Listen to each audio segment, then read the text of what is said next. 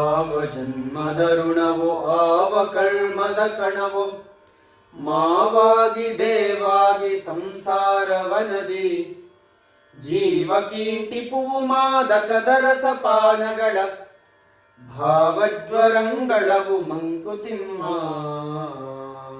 ನಾವೀಗಾಗಲೇ ಹಲವಾರು ಕಗ್ಗಗಳಲ್ಲಿ ಒಂದು ಮಾತು ಅಂದ್ರೆ ಪದೇ ಪದೇ ನೆನೆಸ್ಕೊಳ್ತಾ ಇದೀವಿ. ಏನಂದ್ರೆ ನಮ್ಮ ಈಗಿನ ಜನ್ಮ ಏನಿದೆ ಅದು ನಮ್ಮ ಪೂರ್ವ ಜನ್ಮದ ಕರ್ಮದ ಅನುಸಾರವಾಗಿ ಬಂದಿದೆ ಅಂತ.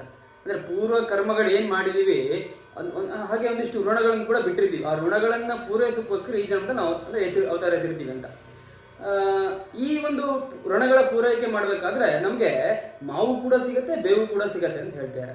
ಅಂದ್ರೆ ಮಾವಿನ ಸಿಹಿ ಕೂಡ ಇದೆ, ಬೇವಿನ ಕಹಿ ಕೂಡ ಇದೆ. ಈ ಎರಡರ ಸಮ್ಮಿಶ್ರದ ಒಂದು ರಸಪಾನವನ್ನ ವಿಧಿ ನಮಗೆ ಕುಡಿಸ್ತಾ ಇದೆ ಅಂತ ಹೇಳ್ತಾರೆ. ಈ ರೀತಿ ವಿಧಿ ನಮಗೆ ಕುಡಿಸ್ಬೇಕಾದ್ರೆ ನಮ್ಗೆ ಒಂದು ಎಲ್ಲ ರೀತಿಯ ಭಾವಗಳು ಉಂಟಾಗತ್ತೆ. ಈ ಮಾವಿನ ಹಣ್ಣು ತಿನ್ಬೇಕಾದ್ರೆ ಎಷ್ಟು ಖುಷಿ ಆಗತ್ತೆ, ಅದೇ ರೀತಿ ಸುಖಗಳಿದ್ದಾಗ ಖುಷಿ ಇರುತ್ತೆ. ಅದೇ ಬೇವು ತಿಂದಾಗ ಎಷ್ಟು ಕಹಿ ಆಗತ್ತೆ, ಅದೇ ರೀತಿ ಕಷ್ಟಗಳು ಬಂದಾಗ ಕೂಡ ನಮಗೆ ಅಂದ್ರೆ ಕೆಟ್ಟ ಭಾವ ಬರುತ್ತೆ. ಈ ರೀತಿ ಭಾವೋದ್ವೇಗಗಳು ನಮ್ಮಲ್ಲಿ ಉಂಟಾಗತ್ತೆ. ಈ ಭಾವೋದ್ವೇಗಗಳ ಒಂದು ತಾಪ ಇದೆಯಲ್ಲ, ಅದು ಈ ಒಂದು ಜ್ವರವನ್ನು ಉಂಟು ಮಾಡುತ್ತೆ. ಅದಕ್ಕೆ ಭಾವಜ್ವರ ಅಂತ ಕರೀತಾರೆ.